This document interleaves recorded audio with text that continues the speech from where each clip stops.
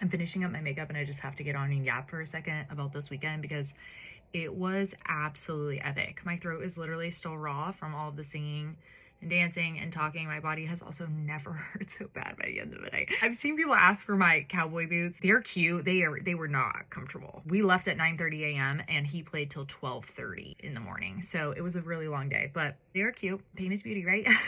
It was such a fun weekend. I went to Clemson, so he played in Clemson. I graduated there in 2013, so it was also just super, super nostalgic for me. Every time we go back, I have like the same warm fuzzies. It was like the best 4 years of my entire life. I was just so carefree, so fun. I bartended. We always go by my college bar that I worked at. Like the guy who owned it then still owns it now, and we run into him. It's really hard to explain.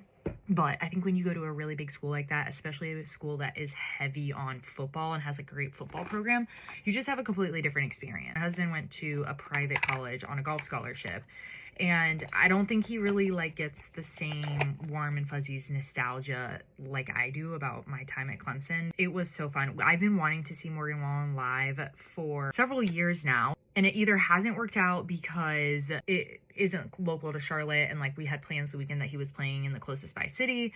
It's also really expensive. Like his ticket prices are kind of wild, and I'd never paid more than like $75 to $100 for a ticket, and every time I looked they were somewhere between like $350 and $1,500, and I had a hard time wrapping my brain around that. But I did see a hack now that my For You page or like my feed is literally showing me nothing but Morgan Wallen content, is that a lot of people are waiting until the concert starts and then going up to the ticket office and getting a ticket that way, and they're able to get like floor seats for $150 a ticket, which we sat a few rows up from the field in the lower deck, and ours were like $350, I believe, which still was really expensive. But you do run the risk that the concert is fully sold out. When you get to the ticket window, they may not have something. So I think you have to go into it kind of knowing like you may or may not go into the concert, which if you're traveling to another city to see an artist, that would give me anxiety. I saw that it worked for a lot of people. Ella Langley opened for him on night 2.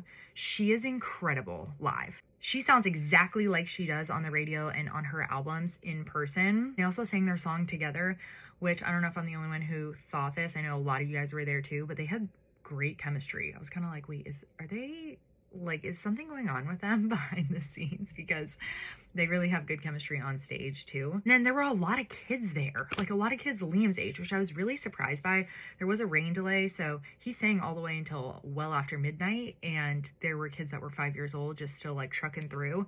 I think Liam would have really enjoyed it. He loves Morgan Wallen, but I don't know, that's a late bedtime.